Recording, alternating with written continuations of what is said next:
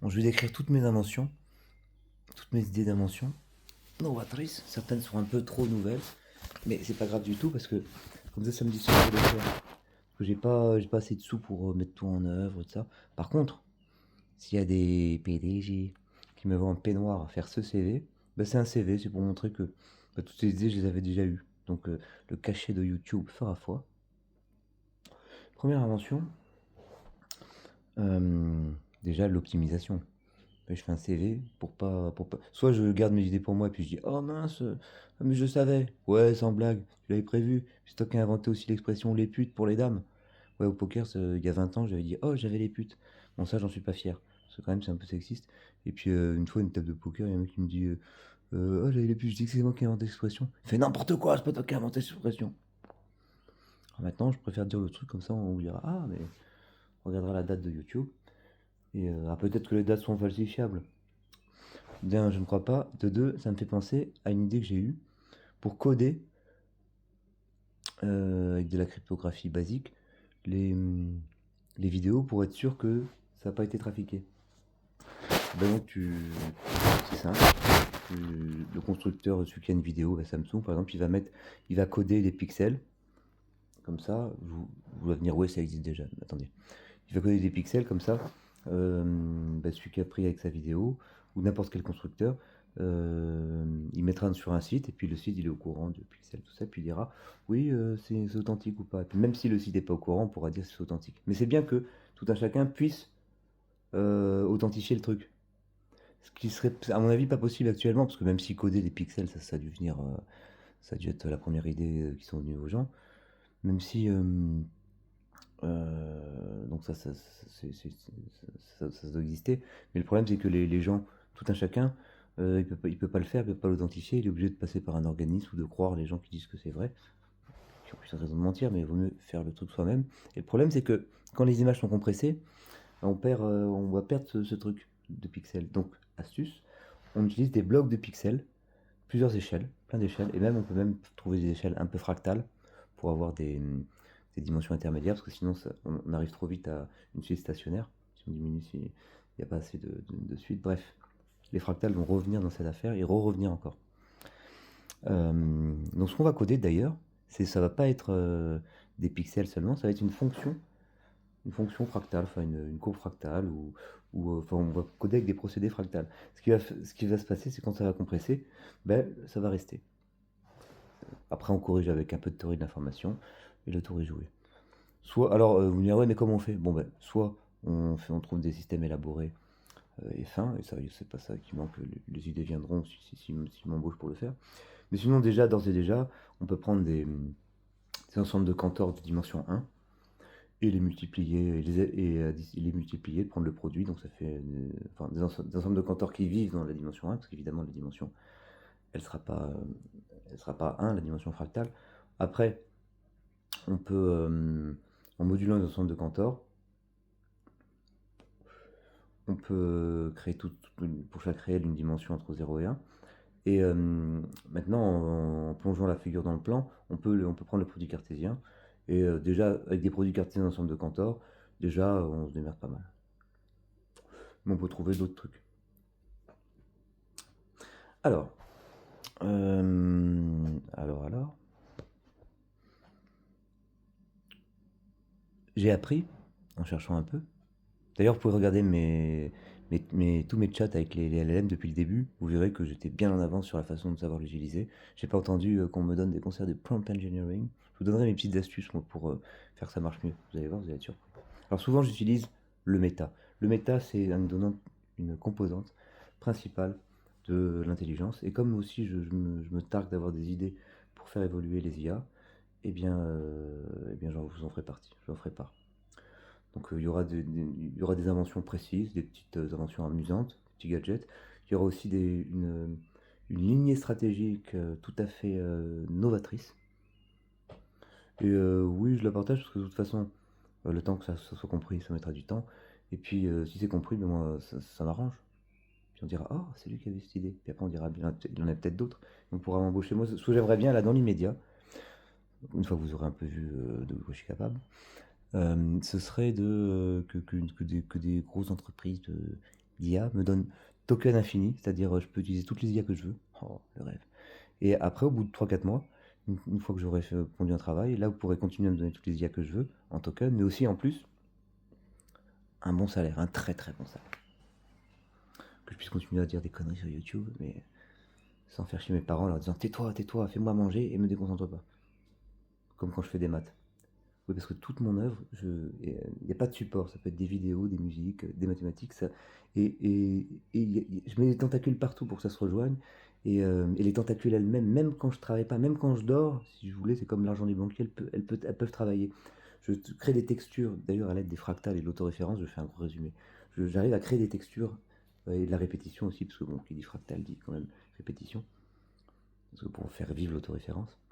Et pour spoiler un peu, c'est la proximité du méta et de son objet qui va créer ces textures. Voilà, la relation entre le méta et son objet va créer les différentes textures et va être approchée au niveau fractal. J'ai aussi réglé un des gros problèmes qui est le, le méta, c'est-à-dire quand on a un problème, on est obligé de faire un saut méta. Alors quand on est dans un truc déjà méta, un bon cadre comme la théorie des modèles, pour trouver des modèles, pour trouver des théories dont ce dont on est et le méta, c'est pas dur. C'est très clair. Mais par contre, quand on est dans un truc, une situation un peu paradoxale qu'on veut métaïser pour déparadoxiser, n'est-ce pas? Oui, le saut est assez clair et pas ambigu, mais si on commence à prendre le méta du méta, là il n'y a plus assez de mots, donc en fait il faut enrichir en mots en fait. Ça paraît paradoxal, mais enfin c'est même évident d'ailleurs. Mais bon, c'est plus dur de. C'est plus aussi clair. Et donc là j'ai des solutions, et justement c'est l'autoréférence appliquée à elle-même va jaillir ici, parce que ça c'est un de mes credos. C'est pas un pléonasme, hein, c'est de l'autoréférence au carré, parce que l'autoréférence s'applique pas à elle-même. Et donc je vais utiliser toutes ces techniques des fractales qui permettent la dimension non entière pour, par approximation, trouver des suites de méta possibles qui vont donner un cadre métaïque moins métallique que ce qu'on voit d'habitude. Tac, tac, tac, tac, vous en fumez. Pourtant, c'est de la bonne fumée. Dimension fractale de la fumée, j'en sais rien. Je continue donc sur mes petits fractales authentificateurs. J'ai appris en faisant mes petits chats, ils seront available. Comme tout ce que je fais, tout ce que je grave comme ça. J'adore graver, j'adore tout noter. Et puis si vous n'êtes pas content, ben vous n'êtes pas là, donc ça va. Et donc j'ai appris que pour compresser, justement, il y avait ils avaient recours au fractal. Quand j'ai appris ça, le mathématicien fait oulala, je vais utiliser les fractales pour authentifier, pour lutter contre la compression, et la compression elle-même utilise les fractales. Cette symétrie doit être exploitée. Ça donne l'idée de créer un écosystème où les deux travaillent ensemble. Donc d'une faiblesse, on fait une force. J'ai l'habitude. Seconde idée comme ça qui me vient comme ça, les petits écouteurs comme ça.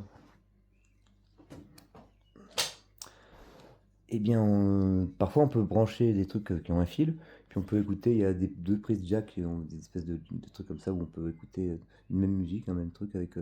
Moi j'ai des écouteurs, lui des écouteurs, puis on en a un troisième, j'imagine, sur certaines prises jack. Et ce qu'il faudrait, c'est qu'on puisse faire ça avec ça. Puis qu'on puisse être 10, même 15 dans une soirée. On branche une playlist, soit ça se fait avec la Wi-Fi, soit on fait directement avec Internet, sauf qu'il y aura des problèmes de latence, mais c'est pas grave. Dans ce cas-là, on fait un truc qui fait charger le truc, donc on met la playlist, et puis pendant 2 heures, tout le monde est synchronisé. Puis après, toutes les 2 heures, on peut se parler pendant 5 minutes, créer du lien social. Et donc pendant 5 minutes, ça charge, et ça continue. Tac, tac, tac. Je peux même faire un petit concert avec un piano numérique, donc je le ferai ça, si vous me payez cher. Je joue très bien les pianos. Des petites compositions, des petits tout. Qui est bien beau, merde. Oui, parce qu'en fait, avant je m'appelais Doigtman, parce que dès que je faisais une blague pas drôle, je faisais un doigt. Maintenant, je fais que des blagues trop, donc je fais des doigts vraiment pour le plaisir. Puis je m'appelle Savon Liquide. Jusqu'à nouveau changement de nom. Donc l'idée, voilà, c'est ça, c'est qu'on puisse faire des petites fêtes qui n'emmerdent pas les voisins avec ça.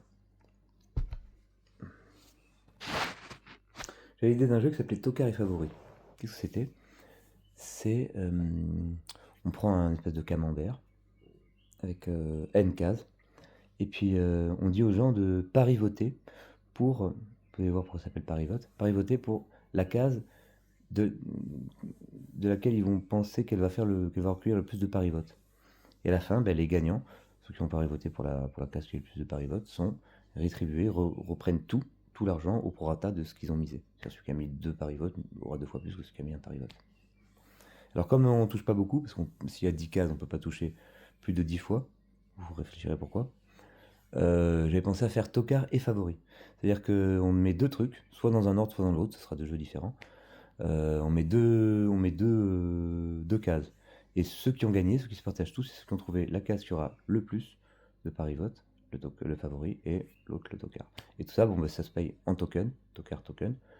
Et puis après, on fera évoluer les tokens, peut-être en crypto, ou peut-être en espèce de monnaie participative. Ah tiens, enfin un truc un peu plus global.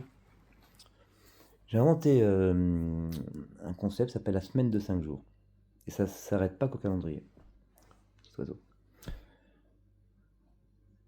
La semaine de 5 jours, bah déjà ça permet de pas faire le week-end en même temps que tout le monde. Lundi, 2 3 4 samedi. Lundi I, 2 I, 3 I, 4 I, 5 I. Oui, parce qu'on peut la doubler, faire la semaine de 10 jours. Puis si tu veux faire 9 jours, t'en enlèves un. Puis si tu veux faire par exemple 14 jours parce que t'es pas sûr, tu la tripes et puis t'enlèves le samedi par exemple. Puis on fait un site qui regroupe tout ça. Et certaines communautés, ils ont une semaine comme ça, de 9 jours, d'autres de 14 jours. Bon, ça sert à rien, 14 jours, mais il faut bien des cons partout. Non, mais c'est flexible. La flexibilité, c'est le maître mot dans mon œuvre. Donc il y a l'autoréférence qui s'applique à elle-même. Pourquoi c'est pas un pléonasme? Parce que, exemple, cette phrase est fausse. Je vous laisse chercher sur internet pourquoi c'est un paradoxe, ça s'appelle le paradoxe du menteur. C'est à l'origine de beaucoup de trucs très pointus en mathématiques. Et cette phrase est fausse, ça pose un problème, la phrase ne peut pas parler de sa fausseté. Si on veut être rigoureux, c'est pas possible, donc on est obligé de se mettre dans un métalangage. Et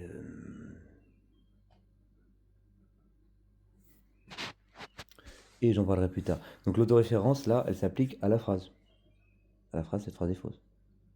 Pas à elle-même. Quand l'autoréférence s'applique à elle-même, c'est tout un c'est tout un truc. Et donc, les corollaires de tout ça, ce qui se passe, c'est que les textures qui vont se former et que les choses doivent être floues, adaptables et souples. Et que le flou, c'est pas un flou, un problème. Ça, si, ça peut brouiller les pistes, mais c'est pas un problème quand on veut l'utiliser flouté. Mais c'est pas ça, ça sert aussi de trucs adaptables. Ou parfois, ça peut être un peu liquoreux pour coller. Non, mais c'est pas des blagues. Et tout ça avec des concepts. Si vous voulez, pour passer du coq à l'âne, mais d'un truc qui ressemble, imaginez faire un algorithme avec des ondes. C'est-à-dire que les ondes que tu balances, ta pulsation, tu vois que les choses reviennent d'une façon ou d'une autre. C'est un peu abstrait, mais on peut se placer dans un monde où tout est pulsation. Vous voyez, les mathématiciens se placent dans un monde où tout est ensemble. Certains autres, tout est calcul, tout est lambda calcul, tout est fonction, c'est-à-dire. Et tout ça, c'est un peu équivalent. Ça permet de faire certaines choses permettent de faire plus courtes que d'autres. Mais globalement, ce qu'on peut faire avec les unes, on peut faire avec les autres. C'est la thèse de Church-Turing qui dit que finalement, c'est le meilleur truc pour la calculabilité. Alors j'ai quelques théories là-dessus. Dans ma théorie, dans mon œuvre d'art holistique totale, mon œuvre masculin, œuvre, c'est l'ensemble des œuvres, l'ensemble des œuvres est masculin, les œuvres sont genrées au féminin. Bon, mon œuvre est une œuvre aussi, autoréférence, disais-je. Donc la semaine de 5 jours. C'est une semaine où on s'aménage, puis il y a des petites communautés qui font leur truc, et c'est facilité pour elles, ainsi qui facilitent leur spécificité. Et il y a par exemple des monnaies entre les communes et les communautés, communément appelées les communautés de la semaine de 5 jours. C'était pour faire une blague avec communauté, pour faire un jeu de mots. Donc en fait, gênant. En fait, donc ouais, on peut faire la fête le week-end qu'on veut, parce que c'est important un week-end pour la disponibilité, mais c'est un peu relou qu'on fasse le week-end avec la disponibilité de tout le monde.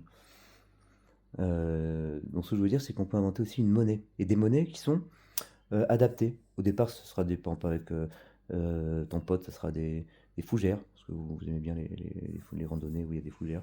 Donc tiens, je te file 3 fougères et puis tu me laisses mes chaussures. Puis kiffeuse.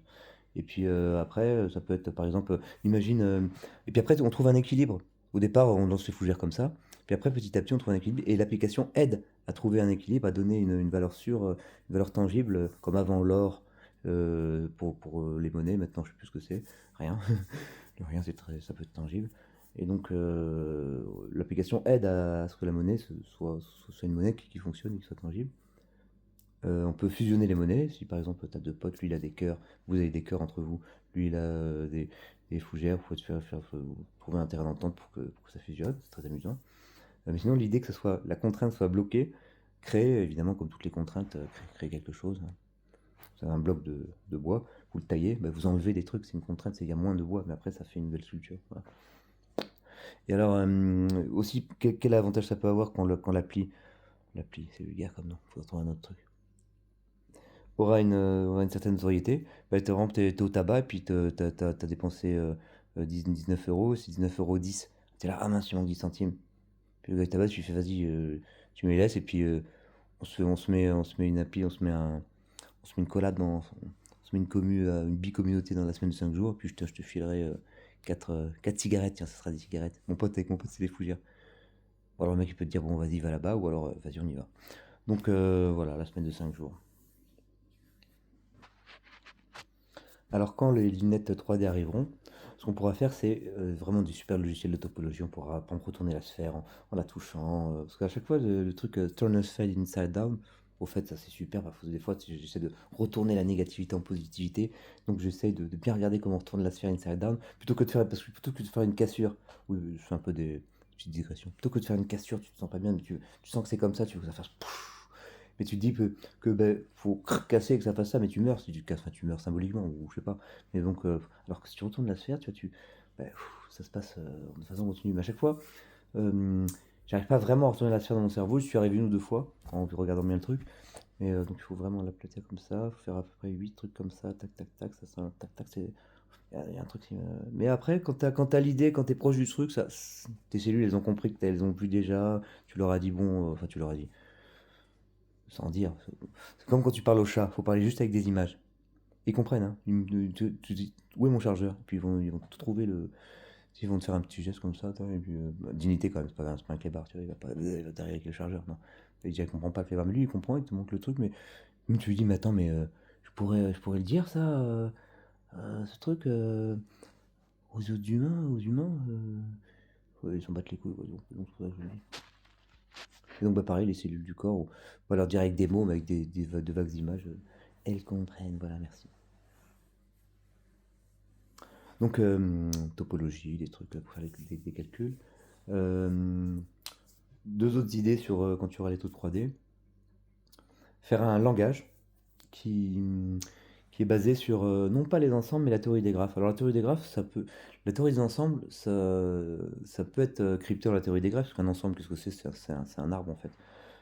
Donc, enfin, un ensemble bien fondé, c'est un arbre. Mais un ensemble sans l'axiome de fondation, qui est en fait le meilleur cadre finalement pour faire tout ce que je vais faire. Pour définir du sens, les hyperensembles, c'est un truc que vous renseignerez, mais c'est assez pointu, hein, je ne vous cache pas. Et donc là, ben, pourquoi directement pas aller dans le pointu, puisque le sens, c'est quand même un truc. Bref, les graphes, c'est mieux que les ensembles traditionnels. Les graphes, c'est en fait, avec les graphes, on fait les ensembles bien fondés, pas forcément bien fondés, je veux dire, les hyperensembles, un truc plus général. La théorie des mondes, la logique de Kripke avec les mondes, la logique modale, c'est des graphes aussi. Donc on peut s'amuser avec tout ça. On peut rajouter des textures, des trucs pas encore bien définis, mais qui sont en cours de définition. Ça, on peut axiomatiser très proprement le pas propre. Vous voyez, c'est-à-dire que bon, bah, c'est pas grave. Au départ, c'est des mots. Tac, tac. On peut mettre. Il y a un type de choses, un type au sens mathématique, qui sont destinés à changer de type. Donc au départ c'est des mots donc, ou d'autres choses, hein. Et bien c'est destiné à changer de type et donc bah, tout est réglo, c'est juste pas réglo, mais c'est dans la boîte pas réglo. Si on sait que c'est pas, si on sait que c'est pas rigoureux, qu'on le met dans la boîte rigoureux de c'est pas rigoureux, bon bah on risque rien, on l'a identifié. Le problème c'est quand on croit que les choses sont rigoureuses alors que ce ne sont pas et vice versa. Donc deuxième idée, c'est de créer un programme, un programme informatique qui fonctionne avec la théorie des graphes, mais en abstrait c'est possible aussi. Ce serait peut-être pas mal d'ailleurs de faire ça. Mais dès maintenant. Mais en 3D, c'est mieux. Parce que déjà, tout graphe est plongeable en 3D, par récurrence. C'est-à-dire sans que se croisent les arêtes. Mais par récurrence, déjà un graphe à un seul sommet, enfin, ça s'initialise facilement. Mais s'initialiser, c'est on regarde pour les premiers cas. Mais imaginons que donc vous avez n graphes plongés par exemple, un graphe à n sommets qui est donc plongé dans l'espace par hypothèse de récurrence, plongeable, donc on le plonge, et donc sans qu'il y ait de croisement d'arêtes. Et on prend un autre sommet, et donc on prend un graphe qui a n plus un sommet, d'accord. On isole un sommet. Par récurrence, le reste c'est plongé. Et puis donc ce sommet il est lié à certains autres sommets qu'on a plongés. On relie, mais sans toucher les autres arêtes. Voilà, c'est tout. Donc là on a montré que tout graphe est plongeable en dimension 3. Donc, puis en plus, en dimension 3 il n'y a pas d'ordre. Et le non ordonné, on peut toujours ordonner par hauteur, machin, dire d'abord je prends la hauteur, ensuite je prends bon. Mais le fait qu'il n'y ait pas un ordre évident fait que on peut avoir ce côté non ordonné. On n'est pas cloisonné dans un ordre, c'est pénible quand il y a des listes comme ça.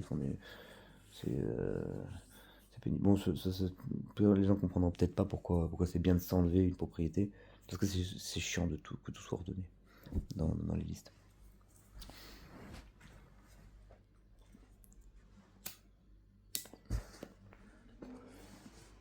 Troisième idée avec cette histoire de lunettes en 3D, enfin le casque là. Ce serait d'arriver à éduquer les mathématiciens pour voir en dimension 4, euclidienne. On peut déjà le faire en 2D, ça j'aimerais bien essayer de commencer à le faire. L'idée c'est quoi? C'est vous prenez une ligne, par exemple vous mettez un long trait, un plus petit trait, plus petit trait, plus petit trait, puis après relong trait, plus petit trait, plus petit trait, et vous dites que ça c'est un parking par exemple. Et donc sur une ligne, la voiture la plus proche, c'est un gros trait, là, plus elle est loin. Donc en fait, là, ça figure que les voitures elles sont rangées dans un plan. Dans un plan forme 4x4, et il y aura un gros trait, un trait moyen, un plus petit trait, un petit trait, un gros trait, un trait moyen, un plus petit trait, et encore 2 fois ça fait 4x4. Et donc la ligne va figurer le plan. Ce qu'on va faire, c'est qu'on va jouer on va mettre une toute petite épaisseur pour qu'on voit vraiment que c'est ça. Puis on la modèlera, on la diminuera. Pour une fois que l'œil saura que c'est ça, on la transformera carrément juste en une ligne très peu épaisse. Donc on jouera avec ça. Donc on jouera à figurer que la ligne soit l'espace, le plan. Et une fois qu'on mettra toutes les couches des couches de lignes qui sont des plans. Donc ça, faisons ça même en dimension 2. Donc là, ce sera pour avoir la 4 dans la 2. Parce que là, ce que vous voyez là sur votre écran, c'est de la 3 projetée sur de la 2. Vous voyez bien la 3. Donc vous pourrez voir la 4 dans la 2. Et avec le truc 3D, ce sera encore plus facile. Alors là, déjà là, donc idée, comment ça procède, parce que là, bon, j'ai dit la ligne dans le plan, une ligne qui figure le plan, ok d'accord, bon, comment ça se réalise, comment on gagne une dimension. On fait ça, donc c'est une ligne qui figure le plan, donc ça fait 3. Ouais, on a déjà 3. Oui, mais le truc c'est que dans ces lignes aussi, tu fais ça. Donc ça fait 4. Comment ça va se passer? Évidemment, si on monte d'un coup comme ça un truc, on va rien comprendre. Il faudra faire un truc où le mathématicien sera un mathématicien quand même, ou des gens qui veulent comprendre, seront éduqués donc pour apprendre à le voir. Donc il y aura toute une partie d'éducation qui ne sera pas triviale, où il faudra que le mec, l'apprentisseur, l'élève de l'appli qui fait ça, il mette du sien, c'est-à-dire on fera la ligne, on la diminuera pour son cerveau l'intègre, il faudra pour qu'il comprenne quand même que ça marche comme ça, il faudra lui faire un petit chemin de vision en s'aidant du temps. Au départ, on sera un truc fixe de 4, mais avec le temps, on passera dans des trucs, dans des chemins différents, donc plusieurs chemins. Après l'humain pourra donc en fait prendre toutes les coupes qu'il veut de 4D sur 3D, et finalement l'ensemble des coupes disponibles s'il a assez de maestria pour passer d'une à l'autre, il aura une vision de la 4D. Voilà. Vous pouvez lire, c'est ça. Pour ce qui est des simulations, j'avais une idée, oui. Alors maintenant, elle existe un peu déjà. J'ai vu un mec qui avait simulé tout un univers. Mais sans passer par là, j'avais déjà une idée depuis longtemps. C'était pour prévoir pour jouer au paris sportif. Eh bien, une appli qui se renseigne sur la conjoncture, tout ça, pas bata. Mais surtout, techniquement, si on veut voir ce que fait un match, par exemple le Real contre le Barça, mais on regarde vraiment tous les joueurs, on regarde vraiment leurs caractéristiques, comme dans FIFA, hein, où les joueurs sont typés en fonction de leur homologue dans la vraie vie. Et bien là, on fait un truc vraiment précis, et on fait, comme AlphaGo fait, il fait plein de parties de Go il peut en enchaîner plein, des milliards, et puis il apprend avec ça, il se fait son apprentissage. Et bien là, on fait un auto-apprentissage, le mec il fait des milliards de parties, le bot génère des milliards de parties pour le match, et donc ça donne une probabilité assez précise. Et à mon avis, on fait ça, on puisse, comme dans FIFA, mais un truc plus précis. Même FIFA, il y a le jeu de l'entraîneur. Donc à la limite, on peut même faire jouer des gens pour entraîner le système, ils le feront en jouant, ils sont contents. Mais sinon, le système peut s'entraîner tout seul. C'est sur ça pour la partie entraîneur, donc qui est contexte global. Tiens, là les joueurs ils vont faire un déplacement, donc il y a ça, là, là. Mais là on va leur ajouter des cailloux, donc voilà. Ça sera plus du ressort de. Il faudra quand même des humains pour l'apprentissage, pour cette partie. Le jeu de l'entraîneur. Enfin, je sais pas, il y a un truc FIFA où on joue, c'est l'entraîneur, où on se met à la place d'un entraîneur et pas des matchs comme ça, c'est un autre type de jeu. Donc ça sera, on pourra le faire entraîner par des humains, mais sinon, quand même maintenant avec les IA, comme ça va stagner, que les humains vont, comme les IA se prennent des informations sur elles-mêmes et que c'est alimenté par des humains, ça va commencer à stagner, on peut pas dépasser les humains en humanité. Donc maintenant, sur quoi il faut miser, c'est sur l'auto-apprentissage par des choses des jeux des situations que les ordinateurs peuvent générer eux-mêmes. Donc typiquement, là, juste faire des milliards de matchs de deux équipes avec les caractéristiques, blablabla, bon, on a compris. C'est pas une mauvaise idée, hein.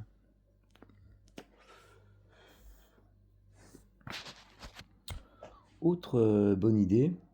Alors, on n'est pas encore arrivé à ce que le bruit, ça soit un truc, un phénomène de société. Ouais, le bruit, parce que comme toute personne travaille vraiment, je veux dire, profondément, enfin, il y en a très peu, donc le bruit, ça les gêne pas. Et puis ceux qui peuvent ceux qui travaillent profondément, peut-être ne sont pas gênés par le bruit. Mais pour beaucoup de gens, le bruit, c'est très embêtant. Puis une fois qu'on leur dira que le bruit, c'est pas bien, ils diront: ah oui, c'est vrai, le bruit, c'est pas bien. Et à Paris, vraiment, il y a vraiment trop de pimpons. Là, à Ajaccio, il n'y a vraiment pas de pimpons. Ils sont gentils. Ils sont gentils. Peut-être qu'on les a rendus gentils, j'en sais rien. Mais... Enfin bref, pour éviter les sirènes, une bonne idée, c'est de mettre le pimpon dans les voitures. Toutes les voitures sont équipées d'un pimpon. Ah, mais c'est trop compliqué. Bah, attends, toutes les ceintures, déjà, il y a bip bip contre la ceinture. Hein, et donc, et le coyote, il est où? Non, c'est pas drôle. Là, je suis pas en mode blague, ok? Et bientôt il y aura la ceinture pour les piétons. Attends, même à l'arrière. Non, attends, c'est bon, ça va. Donc s'ils mettent des bip bip à la ceinture à l'arrière, ils peuvent bien mettre un petit truc qui fait pimpon, que quand la police elle fait pimpon, ben, ça sonne dans les voitures. Bon. Alors tu vas me dire, ouais, mais les piétons. Ben, les piétons, on met au feu, on met des petits pimpons comme ça. Ou alors, sur les trottoirs, au bord des trottoirs, on met des petites bandes sonores comme ça qui font pimpon. Comme ça, ben, ceux qui sont autour de la route, ils entendent un peu le pimpon. Pas trop non plus, juste ce qu'il faut pour se pousser. Et puis les riverains, les gens qui habitent, enfin les gens qui sont loin de la route, enfin, qui sont à plus de 20 mètres de la route, ils n'entendent pas. Voilà. Ah, pas mal, hein. Bande de trous ducs. Bon, j'ai plein d'autres trucs, mais je ferai faire une petite pause.